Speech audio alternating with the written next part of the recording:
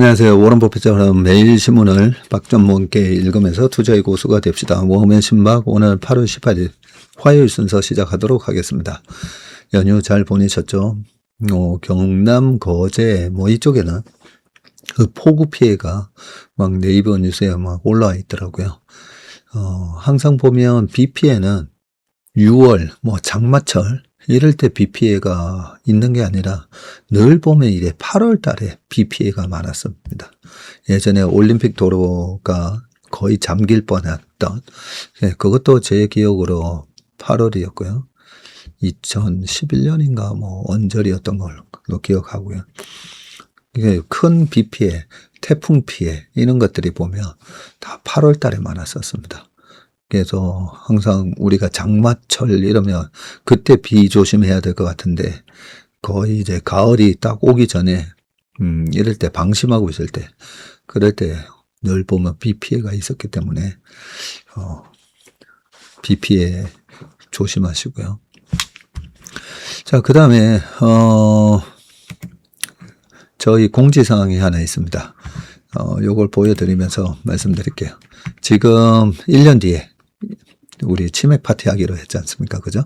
그래서 출석 체크를 많이 남기고 계시는데, 이 출석 체크에 대해서 별주부전 시간에도, 그냥 좋아요만 누르면 되는 거 아닌가요?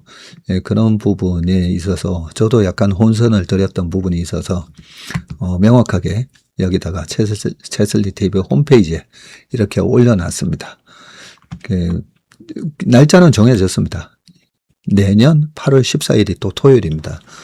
8월 14일 토요일 날 오후 5시에 하려고요. 4시부터 다 입장하셔가지고 5시에 토요일 우리 5시면 오후 5시면 별주부전 하는 시간이잖아요. 그래서 이 내년 요때 토요일 8월 14일 오후 5시부터 별주부전 라이브를 이렇게 한 500분 모셔놓고 이 치맥 파티에서 라이브로 진행할까도 생각 중입니다. 잠깐만요.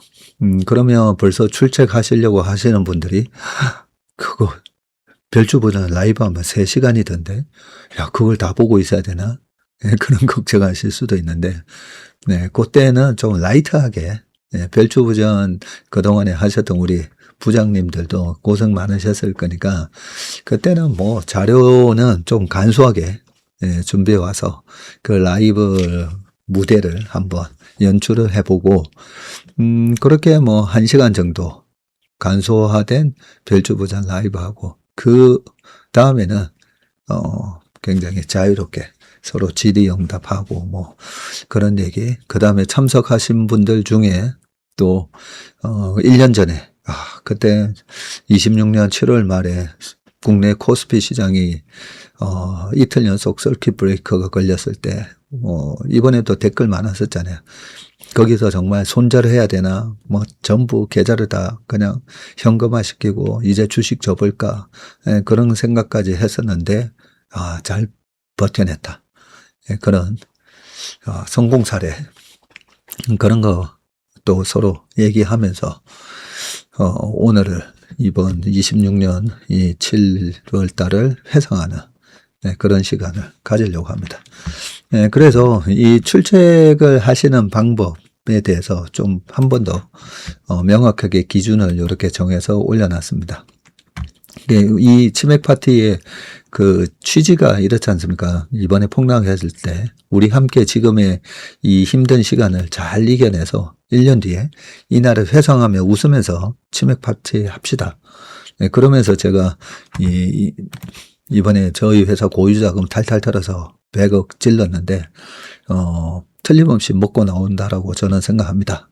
그러면서 그때 100억 지른 거 말씀을 드렸고 그리고 이 100억이 만약에 손실이 나면 내년에 치맥 파티 할 때 5,000원씩 들고 오세요. 이런 농담도 했었는데 이미 코스피가 오늘 아침 모닝 브리퍼 하는데 이미 바닥에서 코스피도 35% 코스닥도 거의 40% 이상 반등을 했습니다.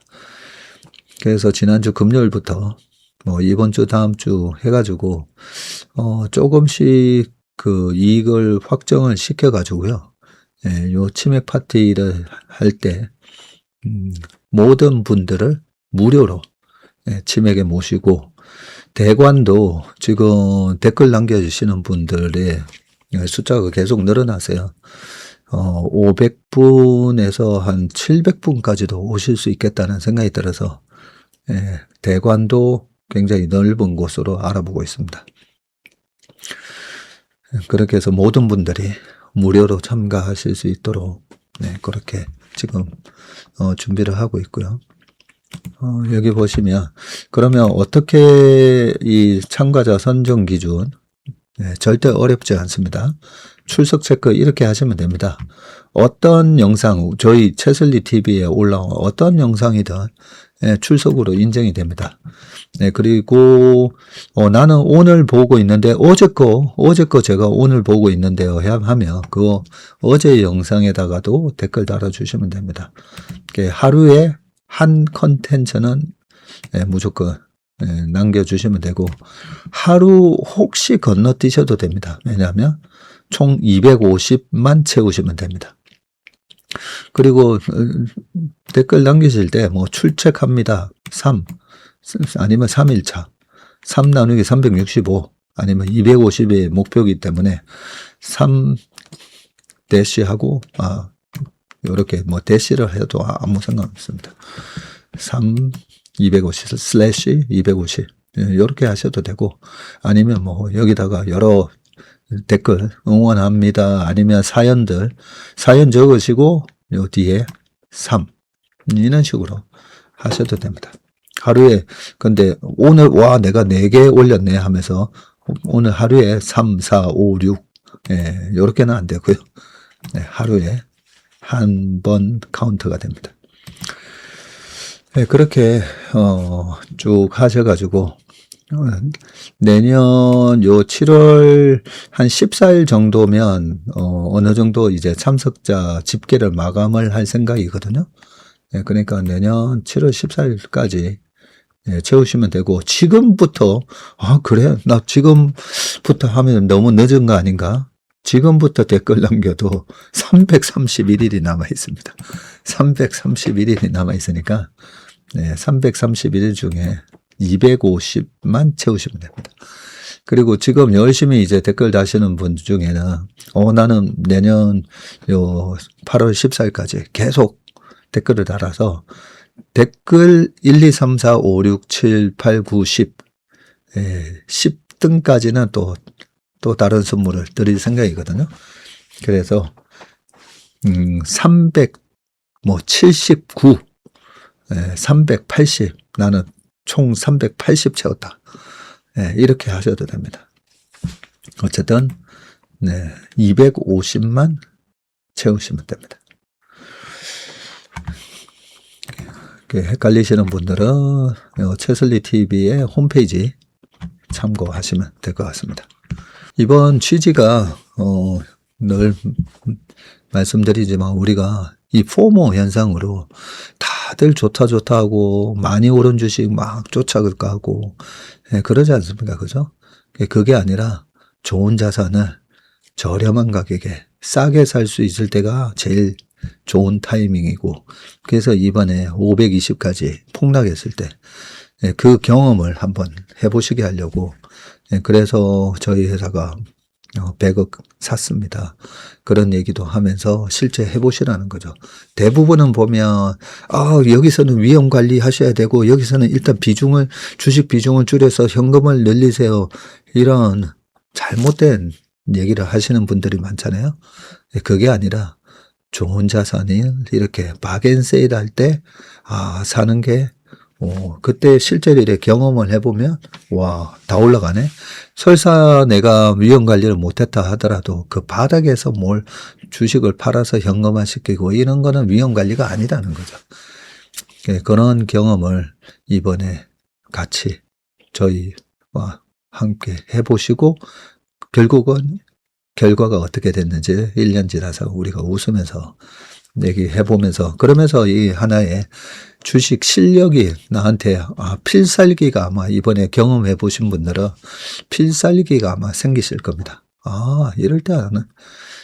저가 뭐 잘하는 게 별로 없는데 이렇게 폭락장에 좋은 자산을 헐값에 살 때 용기 있게 잘 사잖아요. 솔직히 저는 용기도 필요 없습니다. 아니 헐값에 거래가 되는데 아니 이게 왜 용기가 필요하죠, 그죠? 내가 정말 타고 싶은 차가 있는데 저도 이제 뭐 GB80이라든지 뭐 그랜저 신형 나온 거 사고 싶은데 4,500만 원 하던 차가 갑자기 2천만 원에 세일이 나와요. 너무 좋은 거 아닙니까, 그죠? 주식도 마찬가지잖아요. 이렇게 반토막이 나주고 마이너스 60% 박앤 세일을 해주는데 거기서 현금화를 하라? 그런 잘못된 정보, 비쌀 때 더 비싸진다라는 얘기에 현혹돼서 사고 정작 싸졌을 때는 또 위험 관리해야 되기 때문에 여기서 내 아까운 주식을 내가 박앤세일하게 만드는 그런 잘못된 조언을 이번에 극복을 한번 해보시라고 했던 거니까요. 그리고 뭐든지 꾸준한 게 중요하다고 했잖아요. 그래서 이 출첵하는 이유가 저희 드문드문 뭐 썸네일 보고 여기서는 어떻게 되지? 뭐 한 달에 한 번, 두 달에 한 번 이렇게 들어오시면서 보는 거는 사실 실력 향상에 도움이 안 되기 때문에 그래서 1년 동안 꾸준히 한번 해보시라는 거죠. 이제 신문기사 신문기사가 아니라 댓글 좀 읽어보겠습니다. 남편이 주식 투자로 여러 번 실패 후 대기업에서 번 돈 모두 날렸습니다. 어떻게 저렇게 돈을 날리는지 이해할 수 없어 공부한 지 5년 정도 됩니다. 여러 방송을 전전하다가 채슬리 알고 이제 친정에 온 기분입니다. 3남매 키우며 남편한테 생활비 안 받고 치열하게 살아가고 있습니다. 7월 수익률이 마이너스 50% 이렇게 빠져서 심장마비 걸리는 줄 알았습니다. 그래도 버티고 기다리니 올라오네요. 좋은 멘토님 계시니 잘 따라가 보겠습니다. 좋아요 103개 달렸고요. 답글도 22개나. 대단하십니다. 진심. 응원합니다. 잘 견디시면 빨간불 보실 겁니다. 그 멘탈 본받고 싶습니다. 저도 비슷한 경험으로 주식을 시작하게 되었는데 좋은 날은 오더라고요. 지금은 1등 컨닝하면서 회복하고 있습니다. 뭐 참 많은 분들이 이렇게 또 응원을 해 주셨습니다. 우리 한호정님 이번 주에 댓글로 선정을 해 드릴 테니까 저희 회사에 전화하셔가지고 주식으로 부자 됩시다. 이 책을 남편분께 선물해 주시면 될 것 같습니다. 제가 사인을 해서 보내드리도록 하겠습니다. 모험의 신박 모닝브리프 신차 분석과 함께한 지 1년쯤 되어갑니다. 금융위기급 급락이 오면 지수 레버리지를 잡는 게 한 방법이라는 말씀을 90번쯤 들은 것 같아요. 지난 7월 30일 코스닥 150 레버리지를 일부 매수해서 오늘 85% 익절. 와, 지난주 금요일 날 85% 익절을 하셨네요. 하긴 그냥 인덱스 산 게 40% 좀 넘게 수익 났으니까 레버리지 하신 것도 85% 수익 나셨겠네요. 85% 익절하고 반납한 수익금 일부를 복구했습니다. 반복된 말씀이 행동에 옮길 수 있었던 듯 인턴 1년쯤에 효능감을 맛봤습니다. 희귀병 3종 세트를 잘 이겨내고 즐거운 노후를 기대하며 열심히 듣고 배웁니다. 인성교육까지 여러모로 감사합니다 하셨습니다. 이런 성공 사례를 들으면 이것도 너무 기분이 좋습니다. 이미 이제 거의 주식 고수가 다 되셨네요. 우리 나롱해롱님도 전화 주셔가지고 책 받아가시길 바라겠습니다. 아마 주식으로 부자 됩시다 책은 있으실 것 같은데 예전에 처음 제가 썼던 투자의 본질 책도 있고 하니까요. 필요한 책 얘기해 주시면 될 것 같습니다. 이제는 주식 공부보다 치맥 파티 참석하려고 출첵합니다. 아실까? 남태평양 한가운데서 시청하신다고요? 헐, 와, 외할머니, 친할머니, 사진을 올려놓으셨는데, 야, 남태평양 한가운데서, 와, 조심해서 여행 잘 다녀오시길 바라겠습니다. 채슬리 알게 된 지 6개월 된 주린입니다. 채밀턴 2개월 하다가 공부를 더 하는 시간이 필요할 것 같아서 공부 중이라고 합니다. 남편이 일은 퇴직으로 제가 외벌이 중이에요. 채슬리와 전무님과 주식 공부하며 이 어려움을 이겨내는 중입니다. 아직 손실이지만 전무님 설명 들으며 마음을 편안하게 먹고 있어요. 하셨습니다. 이번 주말에는 볼 영화 리스트가 많네요. Awakening, 마진콜, 빅쇼트. 늘 영화에 대한 영감도 주시는 전무님 감사합니다. 이번 주말에 영화나 한 편 좀 봤으면 좋을 뻔했는데 토, 일, 월 안 바쁜 날이 하나도 없었습니다. 라떼 하트님이 채슬리 인턴 2년 차인데 댓글 처음 달아봐요 하셨습니다. 모닝브리프는 반 이상 이해를 못해서 간혹 듣고 워메신박은 매일 들었습니다. 2020년에 주식을 소액으로 하다가 25년 이직에 성공하여 본격적으로 주식 공부하며 투자를 하고 있습니다. 출첵 오늘부터 해도 된다고 해서 1년 동안 함께 성장해 보겠습니다. 네. 그리고 그 전에 출첵 꾸준히 하셨던 분들, 나는 댓글은 달았는데, 이거 숫자를 안 달았네. 예, 그러신 분들, 제가 다 알고 있습니다. 우리 클라라님이나 김정숙님이나 이렇게 계속 오셔가지고 댓글 달고 실시간 댓글 달고 한 거 다 알고 있으니까요. 나는 지금 8월 들어와서 매일같이 댓글 달았었는데, 예, 매일같이 달았었는데 하시는 분들은 지금부터 15로 시작하셔도 됩니다. 15, 16, 16 할 거 없이 그냥 그동안 댓글은 내가 계속 달았었는데, 이거 출첵 저걸 못했네 하시는 분들은, 네, 15부터 시작하세요. 15부터. 제가 규칙 파괴자이지 않습니까? 여의도의 규칙 파괴자이다 보니까 너무 이렇게 유저 프렌들리한 이 규칙을 자꾸 만들다 보니까 이런 규칙을 만들어 버리잖아요. 그러면 저희 이 스태프들이 아주 고생을 합니다. 그러면 안 되는데. 1년 동안 워맨신박 듣고 있는데 내년 치맥 참석하고파 댓글 써보는데 이 글이 넘어가는지 궁금합니다. 난생 처음 컴퓨터 글을 써봅니다. 아주 잘 보입니다. 이 방송 들으면 아들에게 지난해 9월 일임도 권했습니다. 그런데 일임도 때를 선택해야 하는구나 함을 느낍니다. 하지만 수익도 좋지만 믿음이 제일 소중하다고 생각합니다. 네. 첫 출첵입니다. 눈팅만 하다가 용기 내봅니다. 저는 70대 할머니입니다. 저도 잘 따라갈 수 있겠지요. 네, 저희 채밀턴 분 중에 저희 어머니보다 2살 어리신 1946년생 네, 분도 계십니다. 그러니까 70대 아마 동생들 왔어 아마 그러실 겁니다. 오늘부터 다시 기록합니다. 우리 모멘텀 76님이시군요. 티셔츠 선물까지 주신다니 받기만 하는 너무 죄송스러울 것 같아서 뭔가 선물을 준비해서 가야겠습니다. 뭐가 좋을지 고민해 봐야겠어요. 저는 오늘 아이들과 오션월드 와서 워터 슬라이드 타려고 줄 서서 기다리면서 듣고 있어요. 대기 시간이 40분은 기본이고 70분도 있네요. 애들 데리고 오션월드 가셨군요. 저도 애들이 어릴 때 오션월드 많이 갔었습니다.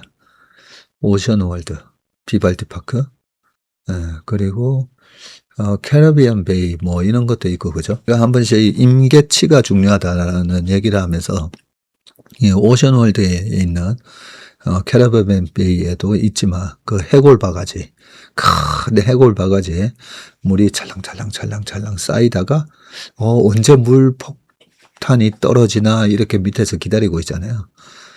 어느 임계치가 딱 넘어가면 자동으로 왈칵 쏟아집니다. 그죠? 그래서 세상의 이치가 임계치, 티핑 포인트. 저 티핑 포인트가 중요하구나. 주식도 왜 주식이 과열되다가 어느 순간 되면 왈칵 쏟아지지 않습니까? 그죠? 그 티핑 포인트는 도대체 뭘까? 어디일까? 예, 그런 거 생각할 때마다 해골 바가지를 생각하고요. 중요한 거는 해골 바가지에 물이 차고 있다라는 거. 예, 그거는 우리가 알 수는 있거든요. 근데 그게 언제 왈칵 쏟아지는지 이게 여러 가지가 있습니다. 여러 가지. 이 금리가 영향을 줄 때도 있고 이 센티멘트에 강한 충격을 주는 그런 어떤 악재, 큰 악재가 돌발적으로 출현할 때도 있고 제가 최근에 금리 같은 경우에는 목욕탕, 열탕을 말씀드렸잖아요. 45도가 넘어가면 그러면 어렵다고. 어젯밤에 미국 10년물 국채금리가 4.7 넘지 않았습니까? 그죠?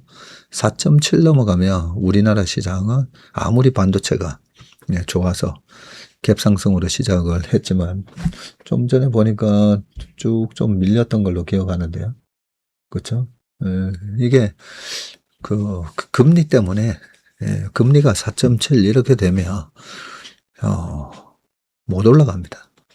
금리가 이제 발목을 꽉 붙잡고 있는 그런 모습이다라고 아침에도 설명드렸는데 세상 이치가 보면 물리학의 법칙 그런 해골 바가지 이런 게 다 어떻게 보면 물리학의 법칙이잖아요.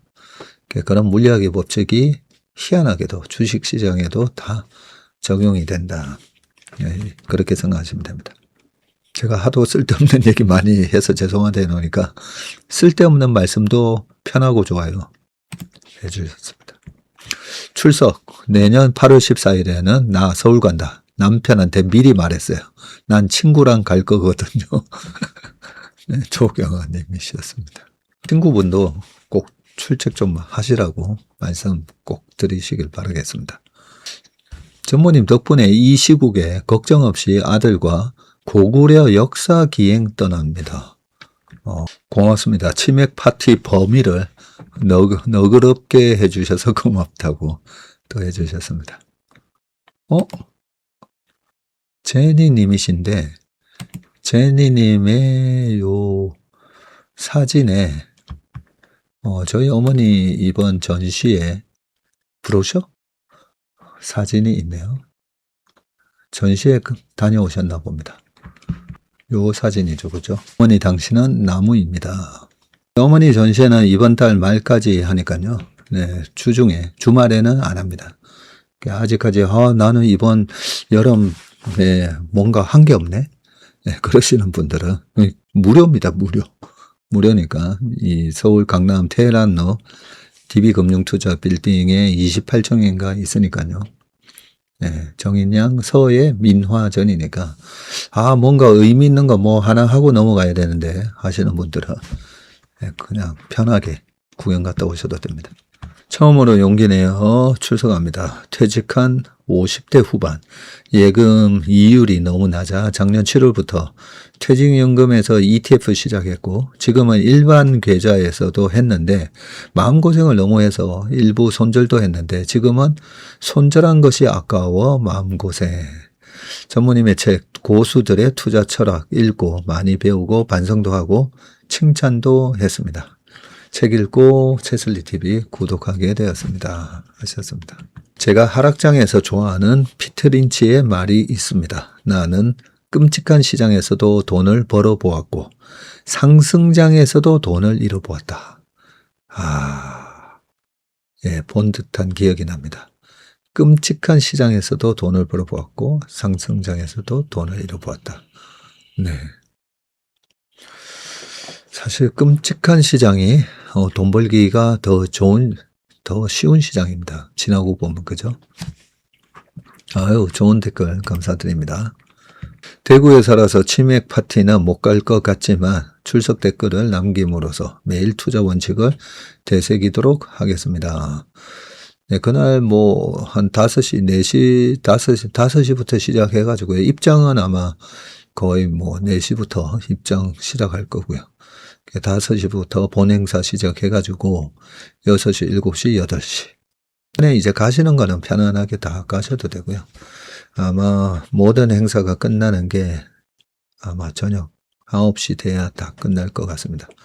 그래서 혹시라도, 내가 시간이 7시는 돼야 갈 수 있을 것 같은데, 네, 그런 분들은 늦게라도 오시면 됩니다. 노력이 습관이 되고 습관이 실력이 된다 합니다. 그러니까요. 노력 없이 습관 되는 건 없습니다. 우리가 습관이 그 사람의 인생을 만든다고 하잖아요. 그래서 좋은 습관, 좋은 말버릇, 네, 그런 게 되게 중요한 건데, 그것도 습관이 되기 위해서는 노력이 꼭 필요합니다.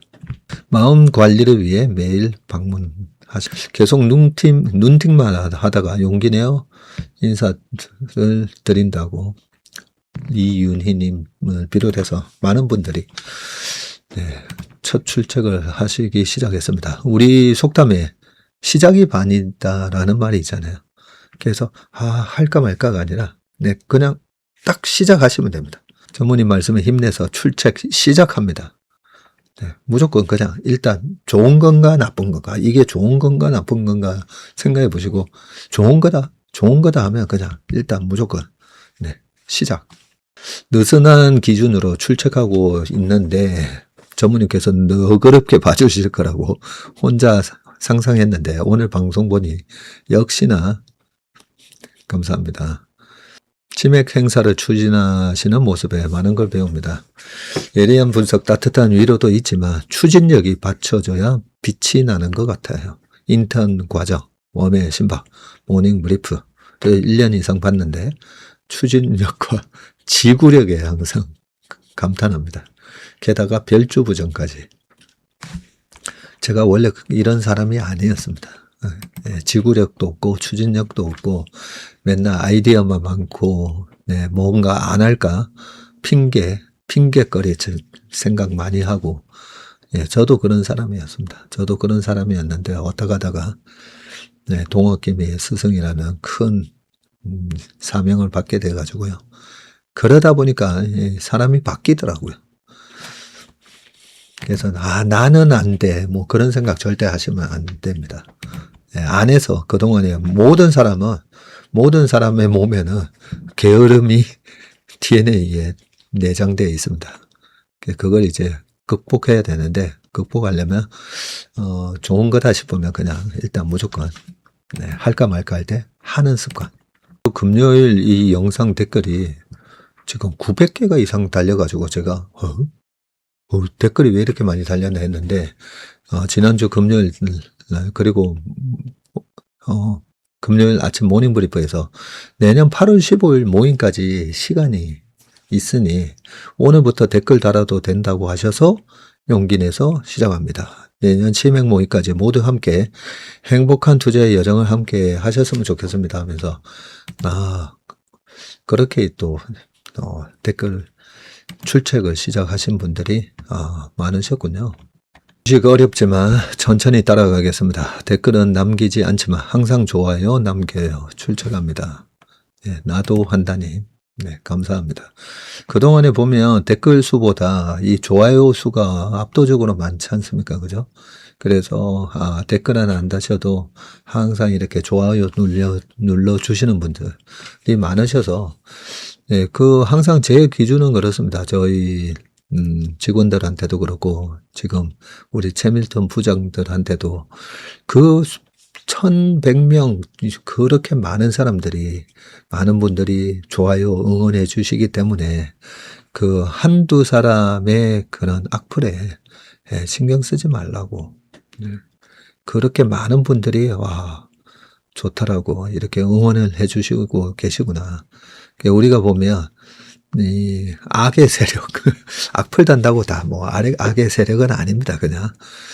근데 저도 슈카라든지 다른 영상들, 좋은 영상들 이렇게 보면서 슈카가 악플에 막 괴로워하고 이런 모습을 보면, 아니 이렇게 좋아하는 사람들이 많은데 그 일요일 날 저녁에 보면 6만 명, 7만 명이 듣고 있잖아요. 그러면 그분들 신경 쓰면서 그냥 하면 되지. 굳이 그 악플에 그렇게 마음 아파하고 그런가 하는 생각을 하면서 나도 그래야 되겠구나. 그래서 사실 제가 늘 좋아요는 체크를 하거든요. 그 좋아요를 보면서 그렇지, 이렇게 많은 분들이 좋다라고 하시니까 한 번씩 이렇게 좀 힘 빠지는 그런 악플 보더라도 해야 되겠다. 꾸준히 신경 쓰지 말고 해야 되겠다. 그런 생각을 많이 하거든요. 지난 금요일이 28,000회에 좋아요가 1,800개나 됩니다. 댓글 수는 914개. 네. 오해 오빠 같은 코세익 전문의, 내년 파티를 위해 미리 익절하시고 준비해 놓으셨다는 말씀 듣고 댓글을 안 올릴 수가 없네요. 파티에 참석 여부와 상관없이 모닝브리프 웜의 신박 별주부장 어느 것 하나 놓칠 수 없는 귀한 방송입니다. 얼마 전 채밀턴으로 인도한 동생과 함께 채슬리 TV 응원합니다 하셨습니다. 네. 자, 그러면 이제 신문 기사 좀 읽어보도록 하겠습니다. 자, 첫 번째 기사 읽어보겠습니다. 트럼프 한미 훈련 축소, 북이란의 비핵화 다른 잣대. 자, 트럼프 대통령과 김정은, 이게 2019년 6월 30일 판문점 공동경비구역 군사분계선에서 김정은 북한 국무위원장과 트럼프 대통령이 만나서 찍은 사진입니다. 네, 해맑은 웃음을 하고 있습니다. 트럼프 대통령이 한미연합방위의 핵심인 연합군사훈련을 대폭 축소하라고 전격 지시를 했고요. 김정은 위원장과 관계가 좋고 북한이 자신에게 위협적이지 않다는 이유에서이고요. 트럼프는 그러면서 이재명 대통령이 미국의 이란 비핵화 노력에 동참하지 않았다며 공개적으로 불만을 또 터뜨렸군요. 동맹인 한국에는 이란 비핵화에 협조하지 않는다고 압박하면서 정작 핵 보유국을 주장하며 비핵화를 정면으로 거스르는 북한에는 유화적인 제스처를 보낸 겁니다. 최근 통상과 안보를 가리지 않고 한미 사이에 마찰이 이어져 온 만큼 이번 발언에는 한국 정부를 향한 트럼프의 누적된 불만도 깔려 있는 것 아니냐는 해석이 나오고요. 청와대는 이와 관련해서 한미는 그동안 연합훈련에 대해 긴밀히 조율해 왔으며 앞으로도 공조해 나갈 것이라면서 북미 정상 간 우호적인 관계가 북미 대화로 이어져서 한반도 평화 안정을 진전시키기 위한 논의가 개시되기를 기대한다고 했습니다. 트럼프는 16일 그저께네요. 이 트루스 소셜에 올린 글에서 북한의 김정은과 내가 매우 좋은 관계를 맺고 있다는 점에 비춰볼 때 미국이 오래전에 한국과 연합 군사훈련에 참가하기로 합의했다는 사실이 마음에 들지 않는다고 했고요. 이어서 훈련은 많은 비용이 들고 미국이 그중 상당 부분을 부담한다면서 그뿐 아니라 내가 대통령으로 있는 동안 위협적이지 않고 존중해온 나라에 완전히 부적절하고 적대적인 신호를 보낸다고 했습니다. 그러면서 취소하기에는 너무 늦었다며 피트 헤그세스 국방장관에게 훈련을 상당히 축소하라고 지시했다고 밝혔습니다. 트럼프의 그런 한미 을지자유의 방패 훈련이 시작되는 시점에 올라왔습니다. 자, 지금 사진은 김정은, 김주애만 초점을 맞춘 북한. 네, 옆에 부인은 리설주랑 요 옆에는 흐릿하게 처리하고 딱 김정은하고 김주애만 이렇게 또렷하게 초점을 맞춘 사진인데 16일 열린 광복 81주년 기념 행사 사진이네요. 트럼프는 이어서 다소 관련 없는 이야기이지만 최근 한국 대통령에게 이란 비핵화에 동참할 의향을 물었지만 그들은 사양하겠다, no thanks라고 했다고 썼고요. 트럼프는 두 사안을 직접 연계하지는 않았지만 연합훈련 축소를 발표하는 글에서 한국의 이란전 비협조를 굳이 함께 거론하면서 이 문제가 훈련 축소 결정에도 영향을 미친 것 아니냐는 해석을 나왔습니다. 트럼프는 1기 때부터 수차례에 걸쳐서 연합훈련에 대해 돈이 많이 든다며 부정적인 입장을 보였고 실제 훈련 중단, 축소로도 이어졌습니다. 하지만 북한이 핵무력 완성을 선언하고 대남 핵 타격까지 위협하고 있는 현 상황에서 트럼프의 훈련 축소 지시는 비핵화라는 잣대를 한국과 북한에 정반대로 적용하는 자가당착이라는 지적을 피하기 어려웠고요. 한국이 이란 핵 문제 해결을 위해서 미국이 벌이고 있는 전쟁에 동참하지 않았다는 것은 문제 삼으면서 정작 북한의 핵미사일 위협에 대응하기 위한 한미연합훈련은 김정은과의 개인적인 친분을 내세워서 줄이겠다고 한 것이기 때문입니다. 현재 미국은 이란과 6개월 넘게 전쟁을 벌이고 있지만 지난 6월 마련했던 휴전 합의가 무너진 뒤 비핵화를 포함한 협상이 교착 상태에 빠져 있고요. 이런 상황에서 북한을 상대로 다시 훈련 축소부터 꺼내든 것을 두고 외교적 돌파구가 막힌 트럼프가 김정은과의 개인 외교로 다시 눈을 돌리는 것 아니냐는 해석도 나옵니다.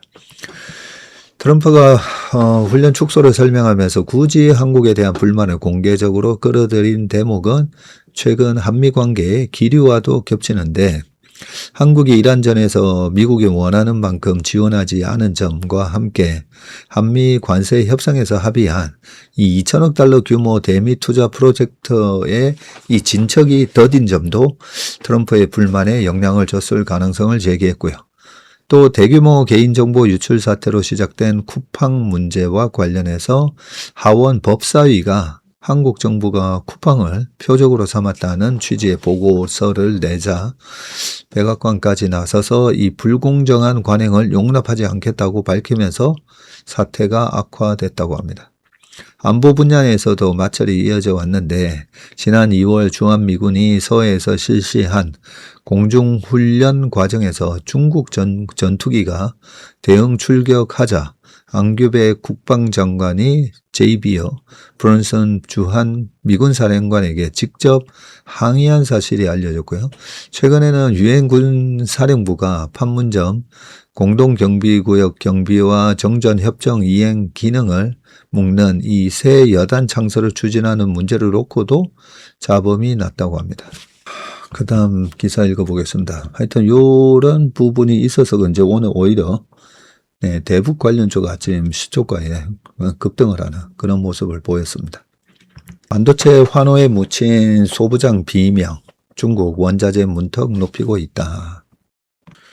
자, 지금 사진은 반도체 산업이 슈퍼 사이클을 맞이했지만 소재 부품 장비, 소부장 기업 사이에서는 반도체 공정에 쓰이는 핵심 광물과 원료, 소재의 중국 의존도가 크다는 우려가 나오고 있고요. 지금 사진은 하이닉스 반도체 공장의 클린룸 모습이네요. 고순도 불산은 국산화했지만 그 원료인 무수불산의 97%를 중국에서 들여오고 있습니다. 국가안보 차원의 리스크입니다.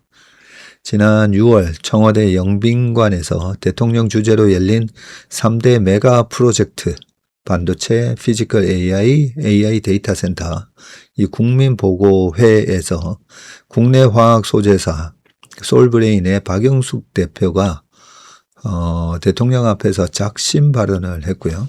솔브레인은 2019년 일본의 반도체 수출 규제를 이겨내고 반도체 식강용 이 고순도 불산화에 국산화에 가장 먼저 성공했는데 소부장 자립의 상징 같은 기업입니다. 그런데 그 주역인 박 대표가 지난 5년의 국산화가 일본으로부터의 독립이 아니라 일본에서 중국으로 의존 대상이 바뀐 것일 뿐이라는 이 엄혹한 현실을 상기시킨 거고요. 박 대표는 일본의 수출 규제 당시보다 국산화 열의가 식은 것 같다며 정부와 반도체 대기업의 전략적 지원을 공개 촉구했습니다. 2019년 7월에 일본이 반도체 공정용 고순도 불화수소 수출을 규제하자 한국은 국산화로 맞섰죠. 솔브레인의 고순도 불산 양산 성공은 대표적인 자립 성과였는데, 하지만 그 국산화는 중국산 원료를 들여와서 국내에서 정제하는 구조였고요. 냉정하게 말하면 반쪽 국산화였습니다. 불산뿐만 아니고요. 전자닉스의 천문학적 이익과 증설 투자에 온 나라의 시선이 쏠려 있지만 정작 핵심 광물 원료의 절대적 대중 의존이라는 이 취약 구조가 심화되고 있다는 소부장 업계의 우려가 커지고 있습니다. 자, 이 그림이 잘 나오고 있는데요. 중국산 비중 높은 반도체 주요 원료에 실리콘이 의존도가 20%가 됐네요. 중국산 비중이. 텅스텐이 92, 키토류 97, 갈륨과 인듐도 92, 형석이 99. 와.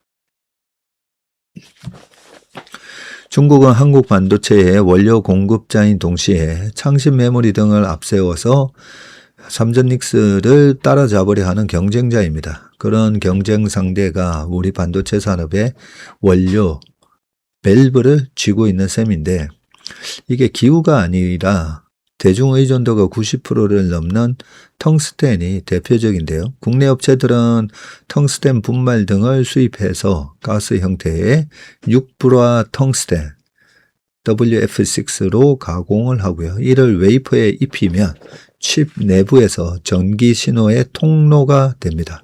텅스텐을 대체할 소재는 아직 없고요.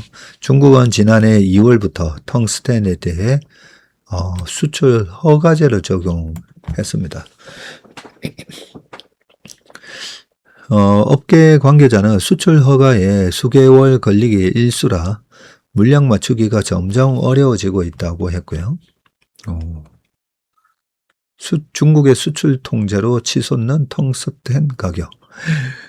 25년 1분기에 44불에서 킬로그램당 지금 226불이에요. 와, 5배, 거의 5배 올랐다, 그죠? 중국에서 수출되는 텅스텐 정광 1차 가공품 가격이 1년 새에는 7배 이상으로 뛰었고요. 반면 중국 내수 가격은 수출 가격의 절반 수준이라고 합니다. 원자재 조사업체 패스트마켓에 따르면 지난 4월부터 이 같은 이중 가격 구도가 자리 잡았고요. 같은 원료를 중국 기업은 싸게, 한국, 일본 기업은 비싸게 사는 구조입니다. 국내 소부장 기업들이 원가 상승분의 부담을 고스란히 떠안고 있는데, 중국은 미국의 22년 대중 반도체 수출 규제에 맞서서 23년에 갈륨, 게르마늄을 시작으로 흑연, 안티모니, 텅스텐, 히스토류로 수출 통제를 확대해 왔고요. 올해 통제 대상이 된 히토류 가운데 이트리움은 식학장비 내부 코팅에, 디스프로슘은 첨단 로직 공정 방막 증착과 차세대 소자 제조 등의 필수적인 소재였습니다. 모두 중국 의존도가 절대적이어서 공급이 끊기며 산업 현장이 멈춰설 수가 있고, 하지만 정부와 산업계는 대중 취약점이 드러날까봐 어떤 품목이 얼마나 의존적인지조차 쉬쉬하는 형편이고요. 탈출구가 없는 건 아닌데, 화학소재사인 BGF 에코머티리얼즈는 1,500억 원을 들인 연산 5만 톤 규모 무수볼산 공장을 10월에 준공하고요. 국내 수요의 절반가량을 대체할 수 있는 규모입니다. 관건은 근데 그 가격인데, 환경, 노동 규제와 인건비의 격차 탓에 국내 무수불산은 중국산보다 30에서 50% 이상 비쌀 전망입니다. 1985년부터 무수불산을 국내 생산해 온 후성이 연 9,000톤의 생산 능력을 갖추고도 최소 가동률만 유지해 온 것도 중국산 저가 공세 때문이고요. 업계에서는 이 회사를 국내 반도체 공급망 정책의 시험대라고 부르는 이유입니다. 중국 의존을 낮춰야 한다는 데는 모두가 공감하지만 비싼 국산의 추가 비용을 누가 부담할 것이냐는 질문에는 뚜렷한 답이 없습니다. 오히려 실리콘, 형석 등 주요 원료의 중국 의존도는 줄기는커녕 계속 증가하는 상황인데 그 이유도 저렴한 중국산 가격에다가 다른 나라 수입처의 대안이 적기 때문입니다. 반도체 소재업계 관계자는 반도체 기업들이 좋은 실적을 낼 때 그 성과의 일부를 공급망을 튼튼하게 만드는데 투자해야 한다면서 당장의 구매 단가만 따지다가 위기가 닥쳤을 때 훨씬 큰 비용을 치를 것이라고 했습니다. 네. 이런 얘기 보면 좀 답답하다, 그죠? 언제든지 중국이 보복을 할 수가 있고 미국은 또 중국 쪽 이 반도체 어떤 생태계에 절대 들어가지 말라고 또 위협을 하고 있는 상황입니다. 자, 스트레이트 키즈 빌보드 200 9개 앨범 연속 1위인데 비틀스에 이어서 최다 기록이라고요? 맨날 스트레이트 키즈 이 자료에서만 봤는데 이렇게 생겼네요. 4명, 총 8명이네요. K-pop 보이그룹 스트레이 키즈는 미국 빌보드 메인 앨범 차트 빌보드 200에서 통산 9번째 1위에 올랐고요. 이 차트에서 거둔 K-pop 그룹 최다 1위이자 영국의 전설적 밴드 비틀즈를 잇는 대기록이라고 합니다. 16일 빌보드가 발표한 차트 예고 기사에 따르면 이 스키즈, 스트레이 키즈를 지금 이제 스키즈라고 계속 읽겠습니다. 이 스키즈의 신보 This and That은 21자 빌보드 200 정상에 올랐고요. 스키즈는 이로써 지난 2022년 어디너리 이후 9개 앨범을 연속 이 차트 1위에 올렸고요. 그래요? 빌보드는 스트레이 키즈는 비틀스 19회 1위. 19번 1위를 했었네요. 19회 1위에 이어 두 번째로 빌보드 200 1위를 많이 기록한 그룹이라며 이는 영국 밴드 롤링스톤스와 동등한 기록이라고 했습니다. 와, 대단하네요. 소속사가 JYP 엔터입니다. 어딘가 했더니 JYP 엔터. 빌보드 200는 실물 음반 판매량과 스트리밍 횟수 그리고 디지털 음원 다운로드 횟수 등을 앨범 판매량으로 합산한 앨범 유닛으로 순위를 매기는데 This and That은 이번 순위 집계에서 36만 9천 장 분량의 앨범 유닛을 기록했고 이 중 앨범 판매량이 35만 7천 장으로 가장 큰 비중을 차지했습니다. 지난 7일 발매된 This and That은 스키즈 내 자체 프로듀싱 팀인 스리라차 멤버가 방찬과 창빈 한 이렇게 스리라차가 직접 작곡 편곡에 참여한 8곡이 담겨 있고요. 최근 BTS가 출범하지 않겠다고 밝힌 미국 그래미 어워즈의 신수 부문 베스트 아시안 팝 음악 퍼포먼스에 지금 유력한 첫 수상 후보로도 거론되고 있다고 합니다. 미국 포버스는 그래미가 선호하는 자체 제작 능력을 갖췄고 공격적 사운드는 호불호가 갈릴 수 있어도 차트와 투어 성적 등을 볼 때 외면하기 어려운 후보라고 평했습니다. 이런 뉴스에도 불구하고 이 JYP 주가는 왜 그렇게 안 좋은가 모르겠네. 자, 세 번째 기사. 월가 투자 거물들 줄줄이 샀다. 아마존에 나란히 배팅. 사진은 스탠리 드래켄멀러 듀케인 패밀리 오피스 회장님이시죠. 월가의 투자 거물 스탠리 드래켄멀러와 데이빗 테퍼 실리콘밸리의 대표 투자자 피터 틸이 올 2분기 나란히 아마존에 돈을 넣은 것으로 나타났고요.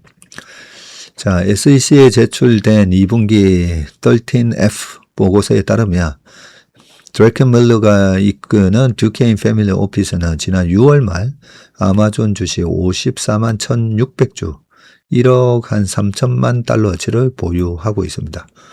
네. 거의 뭐 2천억을 갖고 있네요. 전분기보다 보유 주식을 1000% 넘게 늘렸고요. 듀케이는 이와 별도로 아마존 주식 45만 9,300주에 해당하는 콜옵션도 보유한 것으로 신고됐습니다. 헤지펀드계의 거물 데이빗 테퍼는 아마존을 아예 최대 보유 종목으로 올려놨고요. 테퍼의 아팔루사는 2분기 말 아마존 500만 주, 11억 9,170만 달러치를 보유했고요. 드러켄밀러보다도 거의 10배 더 많이 갖고 있네요. 전체 13F 포트폴리오 77억 2,538만 달러에 약 15%에 해당합니다. 1분기 432만 주에서 68만 주를 오히려 더 샀습니다. 자, 페이팔 공동 창업자이자 팔란티어 공동 창업자로 유명한 피터 틸도 아마존을 선택했는데, 틸의 투자회사 틸 매크로는 2분기 말에 4억 2천만 달러 규모의 미국 주식 포트폴리오를 신고했는데요. 이 가운데 아마존이 1억 한 1,798만 달러로 약 28%를 차지했고, 단일 종목 가운데 가장 큰 비중입니다. 지난 1분기 틸 매크로의 신고액이 사실상 빵이었던 점을 감안하며 2분기에 포트폴리오를 다시 짜면서 아마존을 핵심 종목으로 선택한 셈이고요. 미 투자 전문업체 인사이더 멍키는 거물 투자자들이 아마존에 몰린 배경에는 가파르게 성장하는 아마존 웹 서비스가 있다고 분석했습니다. AI 투자 열풍 속에서 엔비디아 같은 반도체 업체가 아니라 AI 연산 수요를 클라우드 매출로 연결하는 AWS에 베팅한 것이다. 자, 이분이 피터 틸이시죠. 아마존의 2분기 전체 매출은 2천억 달러로 전년보다 20% 늘었고요. AWS 매출은 422억 달러로 37% 증가해서 18분기 만에 가장 높은 성장률을 기록했습니다. AWS의 이 영업이익도 102억 달러에서 166억 달러로 64%나 급증을 했네요. 매출 증가율보다 이 AWS의 이익 증가율이 더 크다, 그죠? 422억 달러 매출에 AWS 매출에 영업이익이 102억 달러니까 영업이익률이 한 25% 정도 된다, 그죠? 자, 앞으로 받을 매출을 가늠할 수 있는 AWS의 수주 잔고는 더 빠르게 불어나고 있는데, 올해 1분기 말 3,640억 달러에서 불과 석 달 만에 4,960억 달러로 늘었고요. 수주 잔고입니다. 수주 잔고가 거의 700조가 넘네요. 750조 가까이 됩니다. AI 모델 개발과 서비스에 필요한 컴퓨팅 수요가 급증하면서 고객들이 이 데이터 센터 용량을 선점하고 있기 때문이고, 아마존은 올해는 물론 2027년에도 수요를 모두 충족시키지 못할 정도로 공급이 빠듯할 것으로 보고 있습니다. 앤디 제시 아마존 CEO는 장기적으로 AWS가 연매출 1조 달러짜리 사업으로 커질 가능성도 있다고 했고요. AWS에서만 1,400조 이상 매출이 나온다는 얘기네요. 투자자들은 전자상거래 기업이던 아마존이 AWS를 앞세워서 AI 인프라 기업으로 얼마나 빠르게 재평가될지에 주목하고 있다는 겁니다. 드래켄밀러와 테퍼, 틸이라는 서로 다른 성향의 새 거물 투자자가 동시에 아마존을 선택한 것도 이런 기대를 반영한다는 해석이 나옵니다. 다만 13F는 분기 말 기준 미국 상장 주식 등의 보유 현황을 최대 45일 뒤에 공개하는 자료이고요. 이번 공시는 6월 말 기준입니다. 그래서 이후에도 이 세 투자자가 같은 포지션을 유지하고 있는지는 알 수 없습니다. 자, 워시 대 채권시장 승자는 금리 동결 전망에도 치솟는 미국 국채금리. 자, 30년물이 지금 2007년 이후 최고치를 기록하고 있습니다. 연방준비제도의 기준금리 인상 가능성을 약화시키는 지표가 최근 잇따라 발표됐음에도 불구하고 미국 국채금리가 장기물을 중심으로 오히려 급등하는 이례적 상황이 발생하고 있습니다. 자, 지금 14일 기준으로는 30년 국채가 5.25%, 한 달 전과 비교해도 0.17%포인트 상승했고요. 17일에는 5.31로 더 올랐습니다. 지난달 29일 기준금리를 동결한 연준회의 직후 회견에서 이 케빈 워시 의장이 앞으로 금리를 안내하지 않고 그냥 시장에 맡기겠다고 강조하자 급등했던 금리가 내려오지 않는 모습이고요. 미국 장기 국채는 미주택 대출 금리와 직결되며 한국을 비롯한 다른 나라 자본 시장에도 큰 영향을 미치는데 금리가 오르면 가계대출이 세계 최대 수준으로 불어난 동시에 주식시장이 요동치는 한국에도 불안 요소가 될 수가 있고요. 한국의 30년 만기 국채 금리도 최근 미국과 동반 급등해서 발행을 시작한 2012년 9월 이후 최고치를 지금 기록 중입니다. 우리나라 30년 만기 국채가 2012년 9월에 처음 나왔군요. 한편에서 미 장기 국채 금리 상승이 소극적으로 변한 연준보다는 미국 재정 불안과 국채 수요 감소 같은 보다 근본적인 원인에서 기인했다는 평가가 나오고 있습니다. 자, 지난달 연준 기준금리 결정 회의 후 약 보름 동안 발표된 경제지표 중에는 연준의 금리 인상 가능성을 약화시키는 결과가 많았고요. 7월 취업자 수는 증가할 것이라는 예상을 깨고 2만 3천 명 줄었고 소비자 물가 상승률도 전년 대비 3.4%로 전월 3.5보다 내려갔습니다. 증가가 예상됐던 소매 판매는 역으로 전월보다 0.6% 감소했고 중동 전쟁 장기화 및 미국 관세 인상으로 인한 인플레이션 우려가 다소 낮아진 반면에 고용과 소비는 부진해질 가능성을 시사하는 신호들인데 연준이 서둘러 기준금리를 올릴 필요성을 줄이는 지표들이기도 합니다. 그 결과 채권시장 움직임으로 연준 기준금리 향방을 전망하는 시카고 상품거래소 페드워치툴의 9월 금리 인상 가능성은 지난 10일 44%에서 17일 33%로 낮아졌고요. 하지만 미 장기 국채 유통금리는 반대로 상승하고 있습니다. 30년 만기 국채 금리가 워시 회견 도중에 급등을 해서 5.2% 선을 넘어선 다음 더 올라간 상태고 10년 만기 금리도 4.68로 상승했고 어제는 4.73이었죠. 모두 연준이 기준금리를 빠르게 올리던 2007년 이후 최고치입니다. 네. 연준이 2007년에는 근데 금리를 올린 적은 없습니다. 2006년까지 올렸었죠. 2004년 6월부터 시작해가지고 2004년, 5년, 6년까지 올렸고 2007년에는 동결하고 있다고요. 이따가 2007년 하반기에 서프라임 모기지 사태가 조금 이상하게 돌아가니까 2007년 하반기에는 금리를 요때 3번 내렸습니다. 자, 유통금리가 오르면 발행금리까지 급등하는 모습인데 13일 250억 달러 규모의 30년 만기 미국채 신규 발행 입찰금리가 연 5.22%로 2001년 8월 이후 최고치로 치솟았다고요. 2000년 연말까지 요때 연준의 금리가 정책금리가 6.5%였었는데 2001년 이 닷컴버블이 깨지면서 금리를 낮추기는 하는데요. 그때 30년 만기 국채금리가 5.2 그 이후로 지금 제일 높은 수치단 말이죠.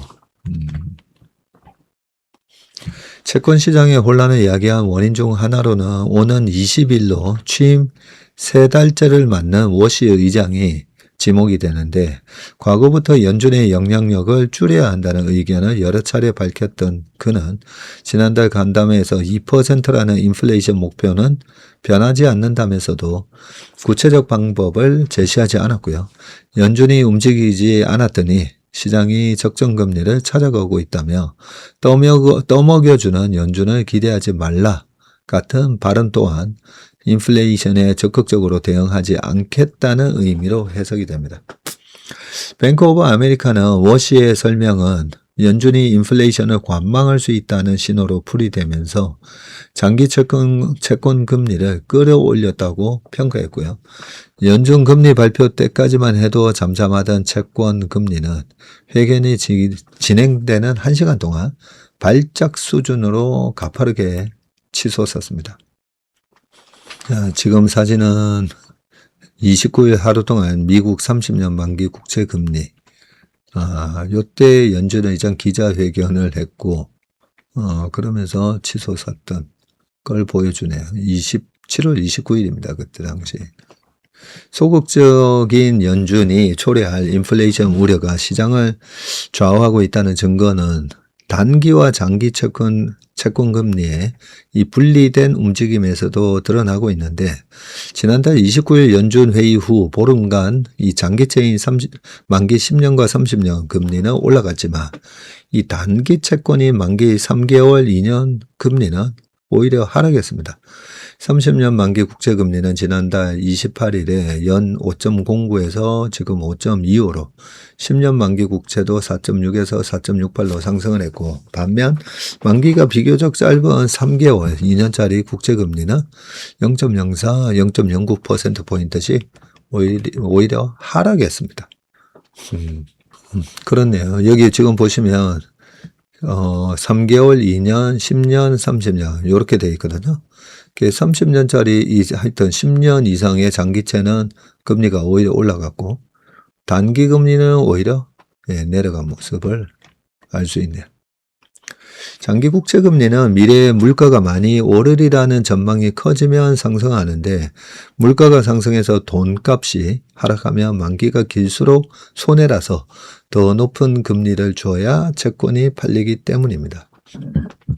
반면 단기 국채 금리는 물가 전망보다는 연준의 기준금리 등락에 더 민감하게 반응을 하고 박준우 하나증권연구원은 연준의 긴축 불안이 잦아들며 단기 금리가 내려갔지만 워시가 기준금리 인상에 미온적 태도를 보이자 물가 안정 기대가 약화되며 장기 금리는 상승하는 모습이라며 연준이 긴축해야 인플레이션이 안정될 것이라는 신호를 시장이 보낸다고 해석할 수 있다고 했습니다. 워시가 이 무건을 이어가는 가운데 시장의 시선은 오는 27일에서 29일 미국 오클라호마주에서 열리는 이 잭슨 홀 미팅이 또 있군요. 그때 2022년도에 제롬 파월 의장이 그죠? 이 잭슨 홀 미팅에서 매파적 발언하면서 시장이 8월 셋째 주부터 9월 말까지 또 박살이 났었던 기억이 생생합니다. 자, 이 세계중앙은행장의 회동인 잭슨 홀 회의가 27일에서 29일 날 있습니다. 자, 워시가 시장을 안정시키는 발언을 할지는 미지수이고요. 회견에서는 워시는 이 잭슨 홀 회의 구상에 대해서 완전한 백지 상태라며 과거 연준 의장들처럼 잭슨 홀 회의를 연준의 기조를 공표하는 계기로 삼을지는 모르겠다고 했습니다. 자, 급등하는 장기 채권 금리는 빚을 계속 늘리고 있는 미국 정부와 기업, 가계에 모두 부담이 됩니다. 미 연방정부 부채는 지금 약 40조 달러로 이자 상환액만 하루에 30억 달러, 연간 1조 달러에 달합니다. 하루 이자가 30억 달러, 한 4조 5천억. 하루 이자가 4조 5천억. 자, 국채금리 상승은 회사채에도 전이되기 때문에 AI 관련 투자를 늘리느라 막대한 자금 조달에 열을 올리는 빅테크 기업에도 악재가 되죠. 장기 국채금리에 연동되는 30년 만기 미국 모기지 금리 또한 연 6.67%로 올라서 연준이 세 차례 금리를 인하하기 전이었던 지난해 8월 초 수준을 넘어서며 가계도 부담이 되고 있습니다. 이코노미스트는 최근 미국 경제가 붕괴하며 워시는 나설까? 라는 제목의 기사에서 워시는 시장이 자신의 긴축 정책을 대신 실행하도록 유도해서 금리 인상을 피하기를 바랄 수 있다. 그러나 장기 채권 금리 상승은 워시 의장의 실험이 실패할 가능성을 시사한다고 했습니다.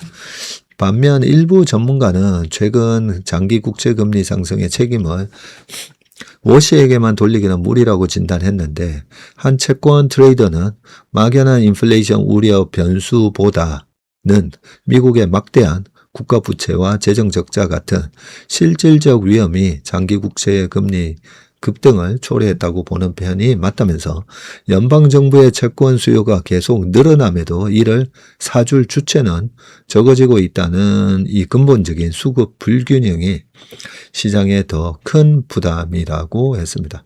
실제로 미 국채를 흡수했던 주요국 중앙은행과 미국의 대기업은 전만큼 미 국채를 사지 않는 모습이고요.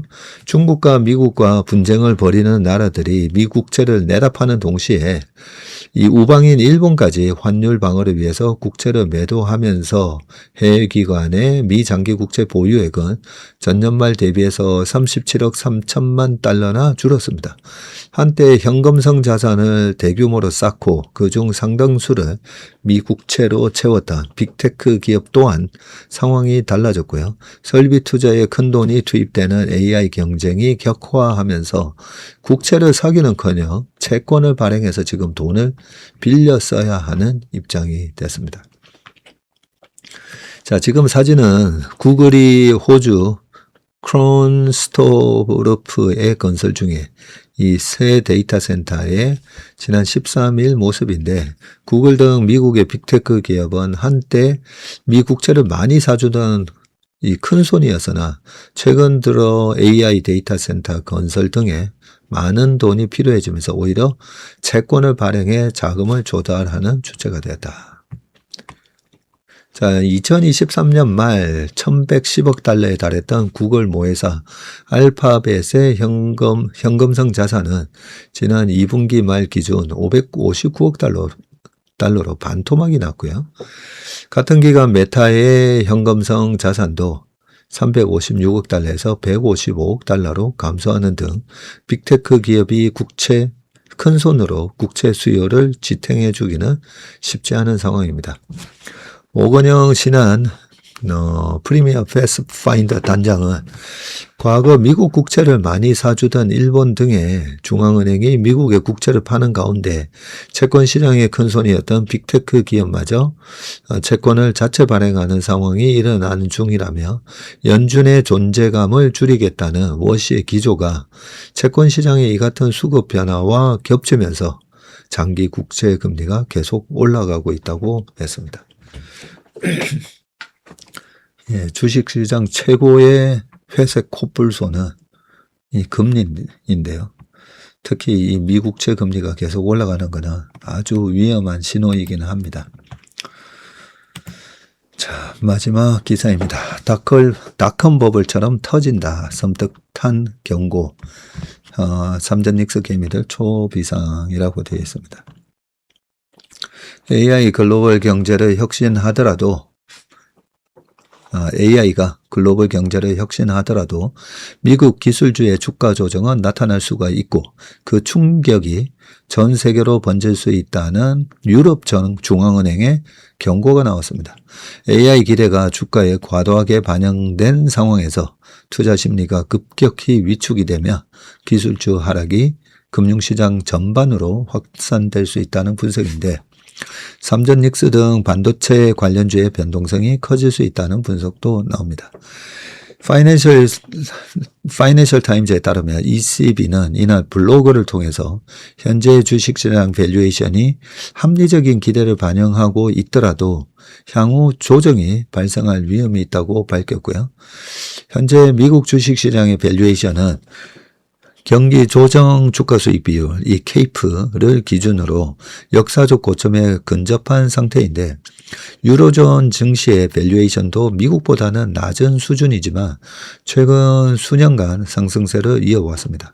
ECB는 AI가 경제와 기업 이익을 실질적으로 변화시킬 기술이라는 점과 별개로 기술혁명 과정에서는 자산 가격의 급등과 급락이 반복돼 왔다고 지적을 했는데 이 19세기 철도 붐과 1920년대 전기 라디오 확산, 1990년대 닷컴 열풍 당시에도 혁신 기술을 도입한 기업들의 주가는 급등한 뒤에 큰 폭으로 하락했고요. 신기술의 초기 단계에서는 성공 가능성과 향후 이익 규모를 가늠하기 어려운 만큼 투자자들이 높은 상승 잠재력에 배팅을 하는데 ECB는 엔비디아 주가가 2022년 이후 20배 상승한 것도 회사가 차세대 구글이 될 수 있다는 기대가 반영된 결과로 해석을 했고요. 다만 AI 기술이 실제로 성공하고 경제 전반으로 확산하더라도 주가가 계속 상승하는 것은 아니라고 지적했습니다. 기술 관련 불확실성이 개별 기업에 국한되지 않고 경제 전체로 확대되면 투자자들이 더 높은 위험 프리미엄을 요구하게 되고 이는 기업 이익 증가에도 불구하고 주식 밸류에이션을 낮추는 요인으로 작용할 수가 있습니다. 투자자들의 이 과도한 자신감과 낙관론으로 주가가 펀더멘털을 넘어선 경우에는 조정폭이 더욱 커질 수 있다고 분석했는데 다만 AI가 예상보다 강력한 생산성 향상을 이끌 경우 조정 이후에도 장기적으로 현재보다 높은 밸류에이션이 형성될 가능성은 남아있다고 덧붙였습니다. 이와 함께 미국 기술주의 급락이 유럽 금융시장으로 번질 가능성도 경고했는데 유로존 가계는 투자 펀드 등을 통해서 미국 기술주에다가 약 4,400억 유로를 투자하고 있군요. 보험사와 연기금도 미국 대형 기술주인 M7에 상당한 규모를 투자하고 있고 기술주가 급락하면 펀드 환매와 자산 매각이 이어지면서 추가적인 가격 하락으로 연결될 수 있다는 분석입니다. ECB는 미국 AI 관련 주식의 급락이 미국만의 문제에 그치지 않고 유로존의 투자 심리와 금융 조달 여건, 기업 고용 등에 영향을 미칠 수 있다고 진단했고요. 특히 주식시장 조정이 광범위한 금융시장 불안과 동시에 나타날 경우에는 유로존 금융 안정에도 위험 요인이 될 수 있다고 지적했습니다. 국내 반도체주에도 영향이 불가피할 전망인데 삼전닉스는 필반 지수나 엔비디아 등락에 실시간으로 연동돼 왔기 때문이고요. 월스트리트저널의 하이닉스 ADR 프리미엄 경고와 엔비디아 순환거래 논란에 이어서 중앙은행까지 가세하면서 AI 밸류에이션이 지속 가능한가? 라는 분석이 힘을 얻는 모양새입니다.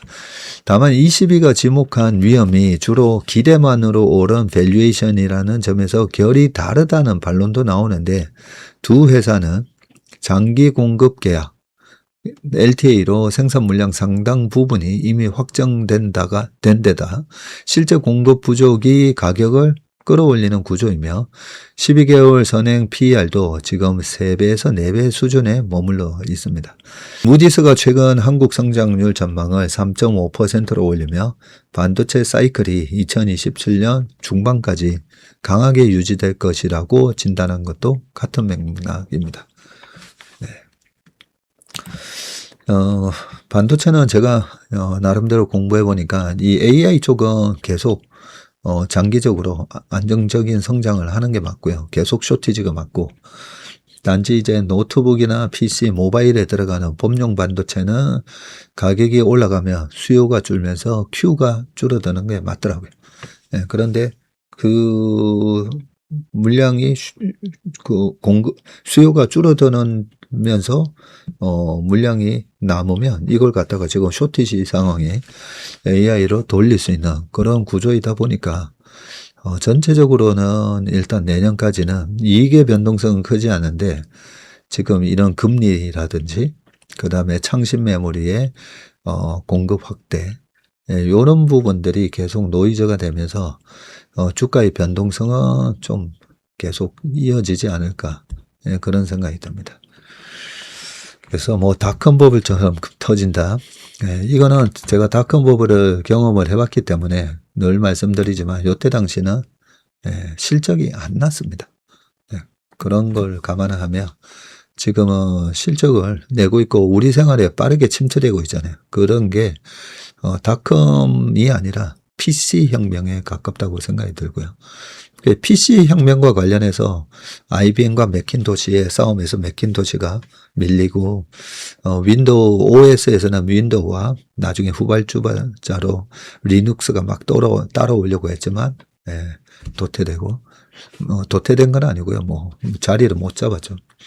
이런저런 경쟁 구도의 차이는 있지만 닷컴처럼 돈을 못 버는 기업들이 우죽순처럼 생겨났다가 와르르 망하는 닷컴과 같은 상황은 아닙니다. 그래서 지나치게 주가가 빠졌을 때 지나치게 두려워할 필요도 없고요. 또 주가가 올라갈 때는 또 지나치는 환상과 확신도 금물입니다. 앞으로 1년 반 동안은 좀 신중하게 이 박스권 매매를 좀 해야 되지 않나 그런 생각입니다. 오늘 웜의 신박은 여기까지 하겠습니다. 이번 한 주도 화이팅 넘치시고 건강한 한 주 되시길 바라겠습니다. 고맙습니다.